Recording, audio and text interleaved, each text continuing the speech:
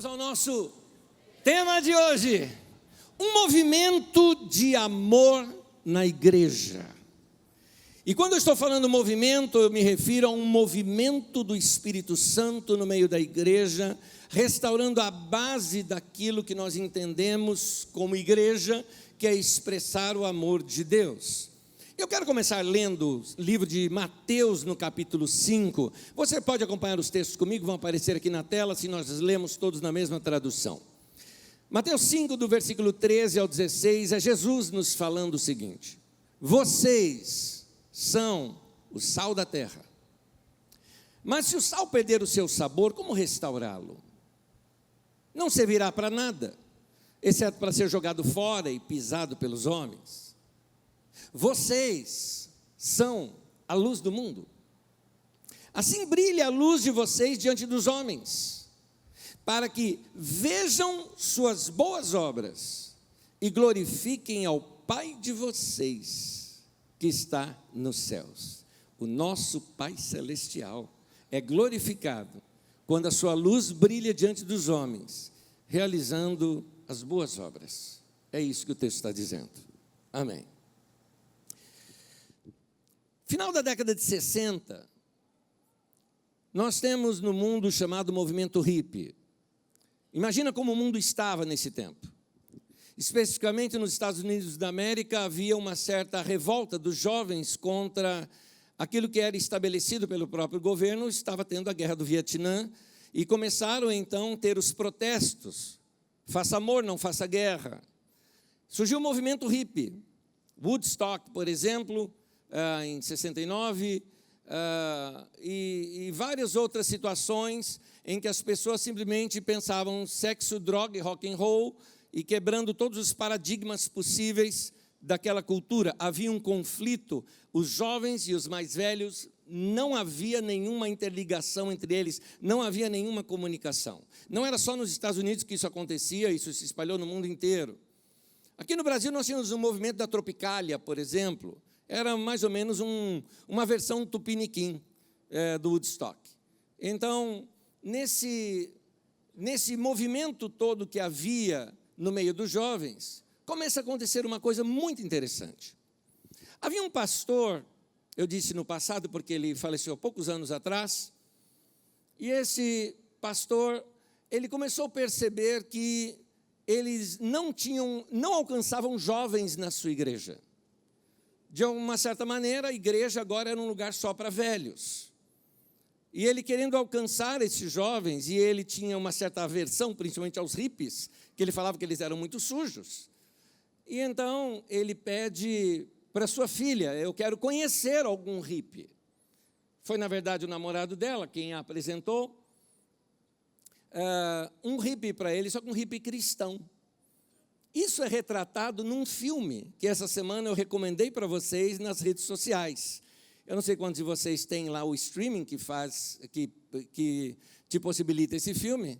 E é o Jesus Revolution, o movimento de Jesus. E vocês estão vendo uma carinha ali conhecida, porque o hippie é justamente o cara que faz o papel de Jesus no The Chosen. Então, é o mesmo ator.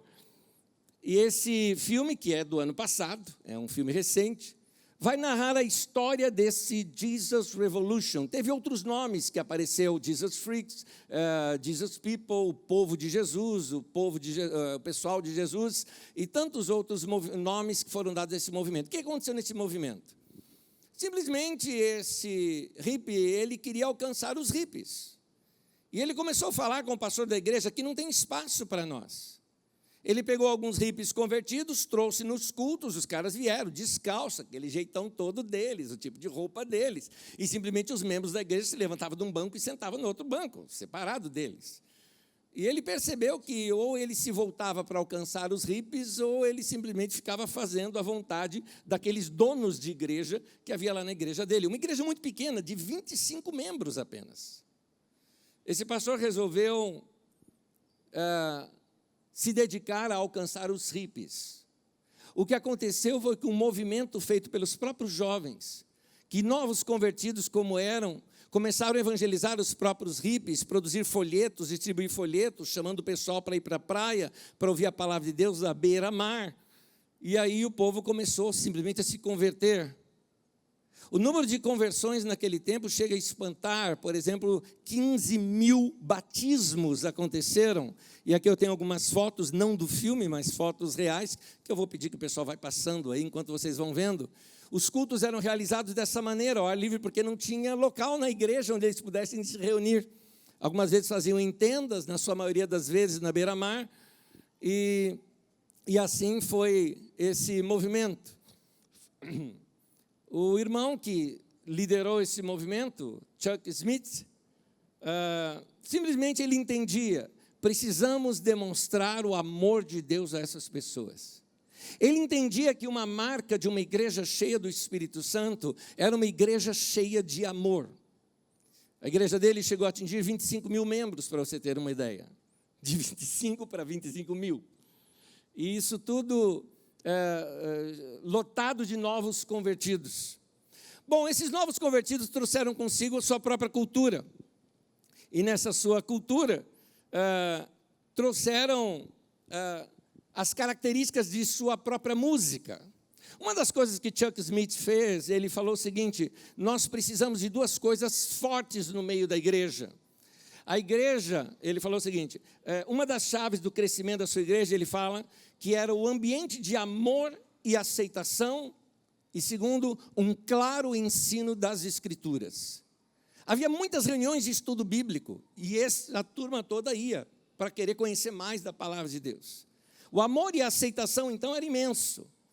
Se amavam, repartiam o que tinham, começaram a criar casas comunitárias, porque muitos deles tinham saído de casa, não tinham mais onde morar, e acabavam alugando juntos as suas casas e morando todos juntos. E assim começou um grande movimento de conversão. Acontece que esse movimento começou a se expandir por várias partes, e isso aconteceu principalmente nos Estados Unidos, por várias partes dos Estados Unidos. Antes de falar da expansão desse movimento, dentro dessa igreja, trouxeram então os novos ritmos. E algumas canções começaram a ser produzidas nesse tempo. Uma delas você cantou hoje aqui. Buscai primeiro o reino de Deus e a sua justiça, e todas as coisas os serão acrescentadas. Foi feito por um desses hippies que se converteram. E esse pessoal montou juntos um grupo que iria produzir agora uma nova enologia para a igreja. Um tipo de canção que pudesse alcançar os jovens. Foi formado um grupo chamado Maranatha Music, bem conhecido, principalmente dos crentes mais antigos, devem se lembrar de LPs, né, que nós possuíamos, às vezes, quando conseguia que alguém trouxesse para a gente, né, importado, um LP desse, para a gente ouvir. A galerinha mais antiga, a gente explica mais tarde o que é LP, tá bom? É o tataravô do MP3, tá bom? Depois a gente explica para vocês. Mas esse pessoal começaram simplesmente a trazer uma nova enologia para a igreja. A cantar, a fazer os jovens cantarem, isso os levou numa ousadia muito grande também, porque se fortaleciam no meio da igreja. Era mais gostoso estar agora no meio da igreja e do amor da igreja do que vou chamar de balada, né, das baladas hippies que eles tinham. Era muito mais gostoso. E começaram a se converter em massa. Isso se espalhou por vários lugares, aí não foram só os hippies que se converteram. Tinham crentes, filhos de crentes da igreja, começaram a voltar para a igreja. E um movimento no meio dos jovens começou a se expandir por várias partes dos Estados Unidos da América, com encontros enormes com jovens. Um deles, por exemplo, pelo Billy Graham, onde pregou assim, foi o maior, como que eu poderia dizer assim, o maior encontro de jovens que nós já tivemos na história, no século passado, foi esse, Billy Graham pregando a palavra de Deus para um desses encontros. Vários outros movimentos surgiram nesse tempo, eu estou aqui me dedicando apenas a um deles, tá? Porque esse começou a inspirar novas canções e vários missionários começaram a sair pelo mundo afora. Para quê? Para alcançar os jovens. Bill Bright com a Cruzada Estudantil para Cristo e tantos outros missionários começaram a formar missões para atingir os jovens. É nesse tempo que surge Lauren Cunningham com a Jocum, surge o David Wilkerson no meio das Assembleias de Deus para atingir drogados e viciados, e tantos outros ministérios haviam surgido nesse período da história. Acontece que, num deles, um casal muito jovem, resolveu vir para o Brasil e trouxe consigo essa ideia. Vamos alcançar os jovens. Vamos pegar os jovens das nossas igrejas. Eram tão escassos jovens nas igrejas, até porque as igrejas no Brasil eram muito pequenas. Então, ele pegava um jovem de uma igreja, músico aqui, outro músico ali, outro ali, nas férias de escola, e faziam campanhas pelo Brasil de evangelização através da música. Esse irmão chama-se Jaime Kemp. E o grupo que ele fundou chama-se Vencedores por Cristo, que saíram pelo Brasil simplesmente com várias missões, né, como eles faziam, pregando a palavra de Deus através da música, montando pregações em praça pública, em tantos outros lugares, em escolas. Muitos irmãos acabaram, que hoje são ministros de louvor no meio da igreja, passaram por lá. Vocês conhecem Jorge Alexandre, Jorge Camargo, Nelson Bonmilker, Sérgio Pimenta, o Gerson Ortega, que já até gravou com a gente aqui, o Ademar de Campos, o Massal, o Aristeu Pires, o Jorge Heder, tem vários irmãos que influenciaram a música cristã com produções, com cânticos que fizeram a igreja cantar. Uma das coisas que eu mais gostei é porque eles cantavam as escrituras sagradas. Eles pegavam textos bíblicos e faziam música em cima de textos bíblicos, fazendo com que a gente decorasse textos da Bíblia Sagrada. A Carisma mesmo, no ano de 2001, gravou uma dessas músicas do álbum Louvor 3, dos Vencedores, o Salmo de número 96, glória e majestade estão diante dele, força e formosura no seu santuário. Todo mundo que é da Carisma conhece as canções que cantamos aqui entre nós. Agora, algo que a igreja foi impactada nesse tempo, que eu queria chamar a nossa atenção. Algo que esse movimento trouxe foi uma preocupação com os não alcançados pelo Evangelho. Eu vejo que, ultimamente, tem tido um certo movimento também de jovens no meio da igreja. Algumas reuniões em estádios e tudo mais, que juntam jovens, mas você nota que é voltado para os jovens da igreja. E nesse tempo, a preocupação era atingir os jovens que não eram da igreja. E uma das coisas de alguém que foi um jovem nesse tempo, como eu, despertado por essa mensagem, a gente evangelizava toda semana. Toda semana nós íamos para algum lugar, montava nosso grupo de música na rua, começava a cantar, juntava pessoas e ali nós pregávamos.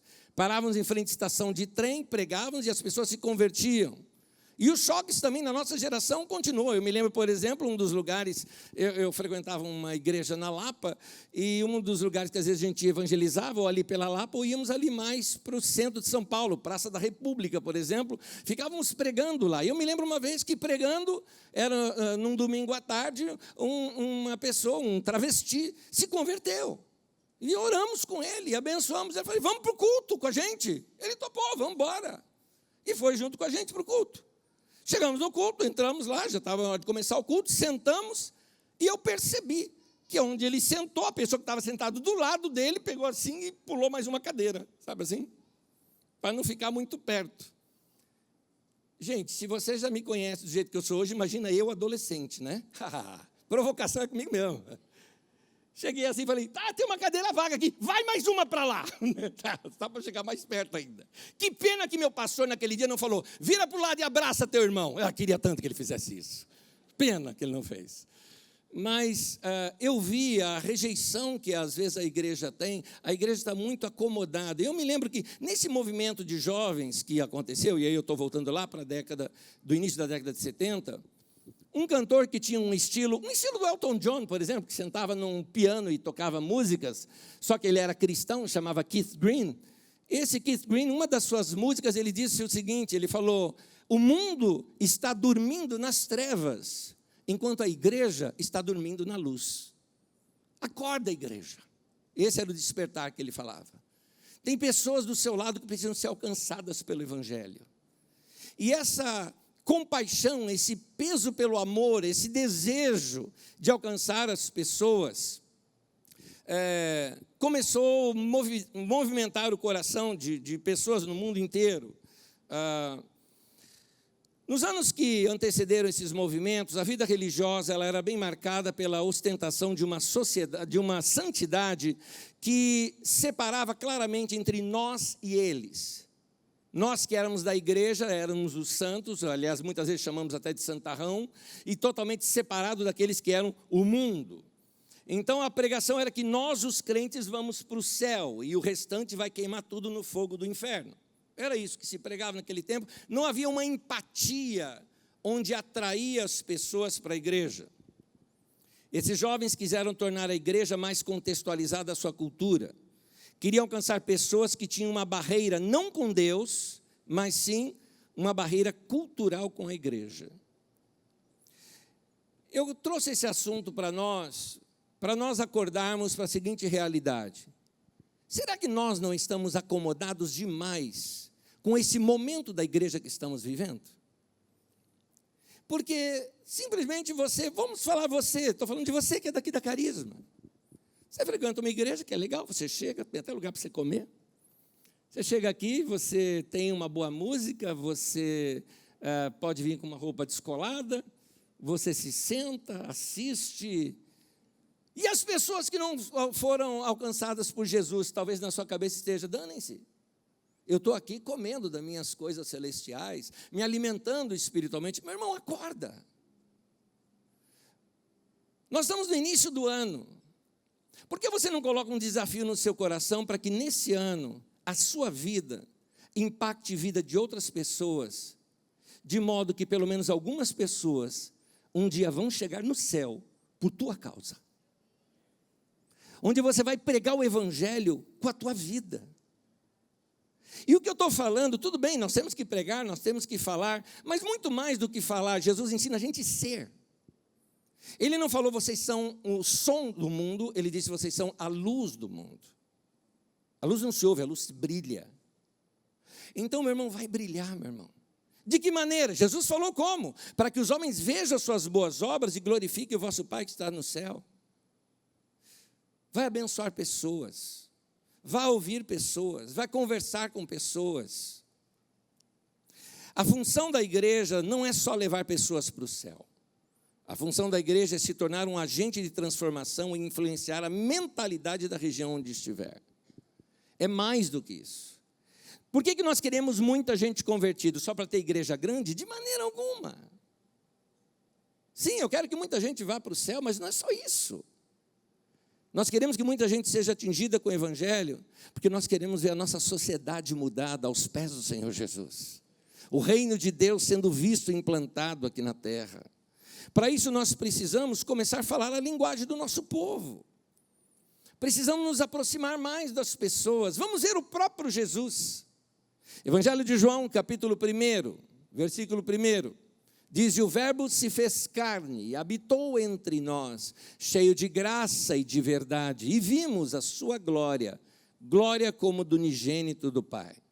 Olha o que o texto diz, o verbo Jesus virou gente. Ele usou coisas de gente, coisas de homem, de ser humano. Ele se aculturou ao povo da sua época, ele deu ao evangelho a roupagem que se assemelhasse ao povo da sua época. Eu insisti com o povo aqui da nossa igreja que assistisse a série The Chosen, mais para vocês se contextualizarem não somente com o ambiente em que o evangelho aconteceu, quando Jesus estava aqui, mas para que vocês percebessem na maneira que aqueles irmãos que fizeram esta série conseguiram passar de um Jesus gente, de um Jesus perto das pessoas, de um Jesus que mostra carinho, que mostra amor, que compreende o ser humano, que esteja perto das pessoas. E ele mostra naquela série também os conflitos que acontecem entre aqueles que foram os escolhidos, né? Entre os seus discípulos, que ainda não tinham sido trabalhados em seu coração, estavam aprendendo tudo. Você vê inveja, você vê ciúme, você vê discussão, você vê gente ali. Mas aos poucos vão sendo transformados pelo amor de Jesus. Meu irmão, você já está cheio do amor de Jesus, vai amar pessoas, vai abraçar pessoas, vai acolher pessoas, vai ensinar com o seu jeito de ser, prega o evangelho, fale do evangelho, pregue a palavra de Deus de uma maneira que as pessoas entendam, que elas compreendam. Não tente evangelizar com chavões. Chavões não funcionam. Não adianta você chegar para alguém e falar: Cristo te ama, arrependa-te, ó pecador. A pessoa vai olhar para a tua cara e falar: hã? Ele não vai entender. Vamos ver como é que Jesus se contextualizava. Quando você pega o Evangelho de João, por exemplo, fica mais fácil para a gente compreender isso. No capítulo 2, Jesus vai numa festa. E nessa festa, ele faz a festa virar de fato festa, porque ele transforma a água em vinho naquela festa. Jesus, ele se mistura com a linguagem das pessoas e faz um milagre que as pessoas compreendem. No capítulo 3, Jesus fala com um homem que era teólogo, filósofo, você pode colocar o que quiser, Nicodemos. E Jesus fala com ele ali de modo que ele entenderia. Fala de novo nascimento. Já em João, no capítulo 4, Jesus encontra uma mulher na beira de um poço. E ali ele fala para ela que ele era a água da vida. Na beira do poço, ele dá a figura da água da vida. No capítulo 5, ele encontra um homem doente, diante de um lugar onde as pessoas só era curado quem chegasse primeiro. Ali, Jesus chega para aquele homem e fala: você quer ser curado? No capítulo 6, Jesus está diante de uma multidão faminta, e ele ali faz milagre, e multiplica pão e peixe, e diz para eles: eu sou o pão da vida. Olha como Jesus contextualizava, olha como ele usava coisas que tinham a ver com o dia a dia das pessoas. Qual é a linguagem que você vai usar lá no meio do trabalho? Será que nós não precisamos rever a nossa linguagem, as nossas parábolas? A gente que vive no meio do asfalto, da poluição, da era da internet, será que nós não temos que ter uma linguagem que as pessoas possam compreender melhor? Vamos buscar ser cheios de Deus para ter essas ideias ao falar com as pessoas e poder expressar para elas o Evangelho de uma maneira que elas compreendam. Que tal repensarmos tudo isso? Nossa linguagem. Nós precisamos encontrar a linguagem que o nosso povo entenda. E é aqui que eu quero te dar uma dica. Na sua maioria, nós somos ainda um país católico. A maioria de nós, talvez são poucas as famílias aqui, que nunca passaram por uma experiência na igreja católica. A minha é uma delas, por herança evangélica já de 4ª, 5ª geração. Mas a maioria tiveram uma experiência católica. E você sabe, uma das coisas que o católico valoriza muito é a questão de bondade, de misericórdia. É isso que eles entendem como santo e santidade. Você pode notar, por exemplo, que um católico, quem que ele vai valorizar mais? Um grande pregador milagreiro ou uma Madre Teresa de Calcutá? Certamente ele vai preferir uma Madre Teresa. Porque ele vai falar, por causa das boas obras delas, das ações de misericórdia. Ok, se o povo entende isso, por que não pregar o Evangelho usando essas figuras? Eu não estou falando da Madre Teresa, estou falando das figuras de bondade, de misericórdia, de saber falar uma linguagem que as pessoas entendem. As pessoas, elas se abrem mais para o Evangelho, por exemplo, quando elas percebem que você é cheio de amor, de carinho, de misericórdia, de mansidão. São dessas coisas que a igreja está precisando nos nossos dias. Vou dar um exemplo para vocês, bíblico. Há um homem nas Escrituras Sagradas que me chama muita atenção. Porque ao falar dele, destaca exatamente o caráter desse homem. Chama-se Barnabé. No texto de Atos 11, 24, diz assim, que Barnabé era homem bom, cheio do Espírito Santo e de fé, e muita gente se uniu ao Senhor. Quando Barnabé vai para Antioquia, é isso que diz acerca dele. Ele era homem bom, cheio do Espírito Santo e de fé, e muita gente se uniu ao Senhor. Note uma coisa que o texto não diz: Barnabé era um homem cheio de fé, cheio do Espírito Santo e um homem bom. Não. O texto destaca claramente que a primeira coisa que chamava atenção nesse homem é que ele era um homem bom. Barnabé era gente boa. E quando você é gente boa, as pessoas se abrem para a sua conversa. Se você chegar nas pessoas logo de cara com uma soberba de crente, né? Olha, eu vou para o céu, você vai para o inferno, mas eu sei o caminho, eu posso te ensinar. A pessoa fala, vai você para lá com a sua religião. Não vai querer te ouvir. Mas se ele achar você uma pessoa muito simpática, se ele achar em você uma pessoa agradável, se ele olhar em você e ver que você tem uma marca clara, que é o amor de Deus, ele vai se abrir. Vou contar uma historinha rápida aqui para vocês. Seu Mané, meu pai, era um tipo Barnabé, esse homem bom. Meu pai nunca pregou, nunca foi de pregação, um homem muito tímido, sempre na dele, mas servo de todos. Eu não estou falando na igreja, estou falando no bairro. Ajudava todo mundo. O vizinho estava construindo, ele ia lá, se oferecia no final de semana para ajudar o vizinho. Tinha gente com algum problema, ele ia lá ajudar. Ajudava as pessoas a pintar a casa, ele fazia de tudo. Era o cara, gente boa no bairro. E uma das coisas que meu pai fazia, como nós éramos muito pobres, plantávamos para comer. Mas tínhamos muitas frutas em casa. E quando dava em abundância. Meu pai pegava o carrinho de pedreiro, enchia lá de manga, de abacate e tudo mais, saía nos vizinhos, batia a palma. A hora que o vizinho atendia, ô fulano, vem cá.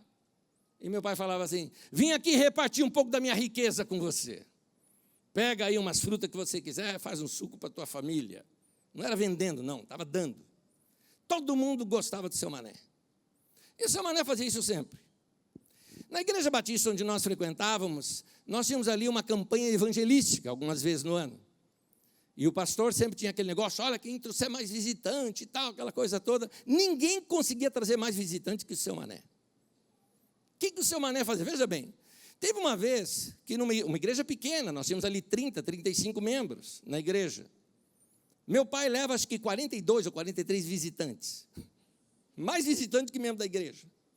E aí, como é que um homem tímido, que nem sabe falar direito, conseguia juntar tanta gente assim? É que seu Mané depois passava lá na casa dos vizinhos, batia lá, ô vizinho, posso te pedir uma coisa?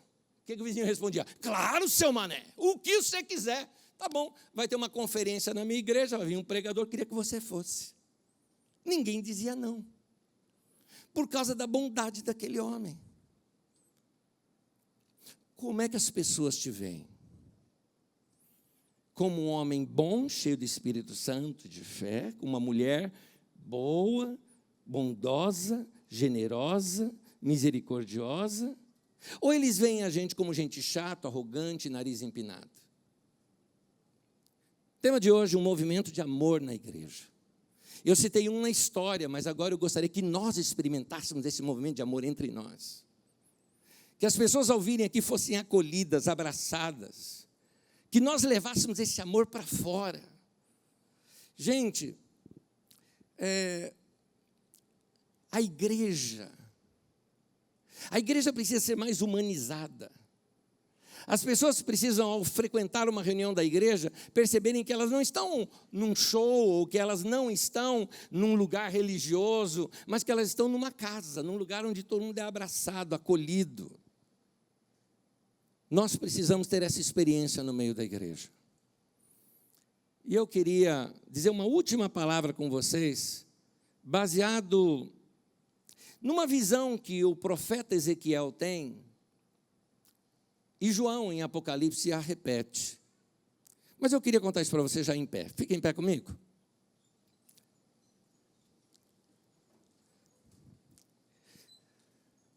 Ezequiel tem uma das visões que eu acho uma das visões mais estranhas que eu vejo na Bíblia Sagrada.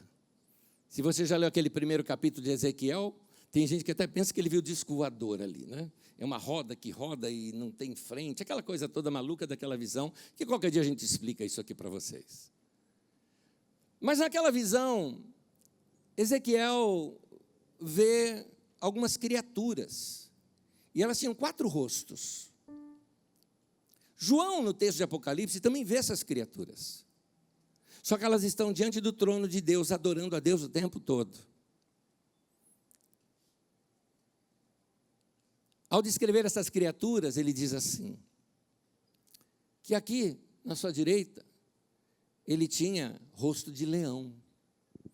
Aqui na esquerda, o rosto de boi. Aqui atrás, o rosto de águia. E aqui na frente, o rosto de homem, de humano. O que eu gosto dessa visão é que mostra não só a plenitude do Evangelho, dá para você ver claramente Mateus, Marcos, Lucas e João, porque cada um dos evangelhos mostra Jesus de uma maneira. Leão lembra rei, que lembra Jesus apresentado no Evangelho de Mateus. O boi lembra o servo, que é Jesus sendo apresentado no Evangelho de Marcos. A águia lembra o Deus eterno, ou seja, Jesus representado dentro do livro de João. E Lucas apresenta Jesus muito como homem. Está ali. Mas o que eu queria te mostrar é que a igreja está representada nesses 4 rostos. No rosto de leão, fala da autoridade da igreja, da autoridade que você tem como estar em Cristo Jesus. Você está sentado com Cristo no trono, acima de todo principado, potestade, poder e domínio. Você é embaixador do reino de Deus aqui na terra. Isso fala da nossa autoridade espiritual. Mas para balancear isso, essa autoridade toda, você não ficar penso, você tem que ter também o rosto de boi, que fala de ser servo, de ajudar as pessoas, de ser humilde, de servir. Mas a igreja também tem o seu lado sobrenatural, os dons do Espírito Santo, os seus milagres, as visões, as revelações. Mas essa coisa fica aqui atrás, que é para ninguém ver. É uma coisa interna, íntima, do quarto fechado. Mas tem um rosto que é para apresentar para todos, e é o rosto de gente boa. Nós precisamos de um rosto mais humanizado na igreja. Está na hora da gente chorar com os que choram, rir com os que riem. Está na hora da gente ser mais parecido com Jesus. Que Jesus era tão de gente, tão do meio do povo, que quando Judas teve que identificá-lo para prender, nota, se fosse nos dias de hoje era fácil. Quem é o líder aí? Aquele de terno, cercado com 2 seguranças, né? Hoje em dia seria assim. Mas Jesus se vestia tanto do jeito dos outros que não adiantava. Se Judas falasse, prende lá quem? O barbudo. E tinha uns 10. O cabeludo, tinha vários. Aquele com uma bata bem grande, é todos. Judas precisou dar um beijo nele. E não foi um beijo no rosto, tá? É um beijo no dorso da mão, porque indica que é uma pessoa superior a você. Então era um mestre. Beijo no rosto você dá a alguém que é igual a você. Estou falando da cultura daquele tempo. Ele beijou o dorso da mão. Logo identificaram, é ele, é o mestre. Mas note, precisou ser identificado. Meu querido, nós precisamos estar no meio das pessoas. E as pessoas perceberem que nós andamos com Jesus pela nossa fala, pela maneira como nós amamos. Que nem Paulo fala, passando o perfume de Cristo. E o perfume de Cristo que é? É o amor, é a misericórdia, é aquele ouvido amigo, é o gente boa, que vai servir todo mundo. Que haja um movimento de amor aqui no meio da igreja. Que a gente comece, como na mensagem de hoje pela manhã, que comece dentro de casa, resolvendo os conflitos dentro de casa, tendo amor dentro de casa, tendo relacionamento gostoso dentro da casa. E a gente começa a expandir para todos os nossos outros relacionamentos que a gente tem no trabalho, na escola, na faculdade, passando mais desse amor de Jesus. Vamos pedir isso para Deus nesse momento? Vamos pedir para Deus, Deus, transforma meu coração, tira de mim o egoísmo. Pode falar isso para Deus, Deus, eu tenho pensado muito em mim mesmo.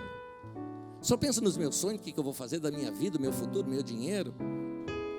Me ajuda a ter compaixão do outro. Me ajuda a buscar as coisas que têm a ver com o teu reino. Porque você busca em primeiro lugar o reino de Deus, as demais coisas são acrescentadas, meu irmão. Jesus ensinou isso. Então, vamos pedir para Deus um batismo de amor no nosso coração. Põe tua mão no peito. É teu momento de orar agora. Pede para Deus. Fala assim: Deus, muda meu coração. Deus, muda minha vida. Deus, me leva a ter compaixão pelas pessoas. Querido Senhor, eu peço pelo teu povo, a tua igreja, que receba um batismo de amor, que sejam cheios do teu Espírito Santo, para que eles possam falar do amor de Jesus com seus olhos, para que possam as pessoas ao seu redor perceber a bondade, a mansidão, o caráter, a vida de Jesus na vida dos meus irmãos aqui. Que as pessoas que convivem com eles no trabalho comecem a perceber que há algo novo na vida deles, um amor imenso para alcançar pessoas, famílias, vidas, que pessoas sejam transformadas e alcancem a salvação. Eu oro, meu Pai, nos encha com o teu Espírito Santo. Nossa vida é tua. Nosso pedido nessa noite, Senhor, é: usa as nossas vidas para alcançar outras vidas. Faz essa revolução na nossa vida e no nosso coração também. Certo de que o Senhor nos ouve, nós te pedimos, já te agradecendo, em nome de Jesus. Amém e amém. Ao nosso Deus.